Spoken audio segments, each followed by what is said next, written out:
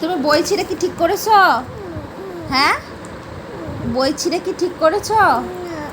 হ্যাঁ, তো এই বইটা কেন ছিঁড়লা? তুমি কেন ছুড়িছো এই বইটা?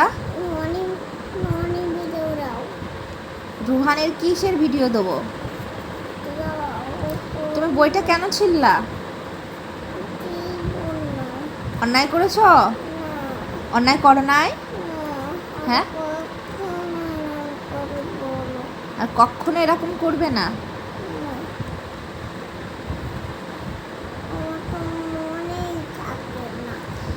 আবার বলছো মনেও থাকে না।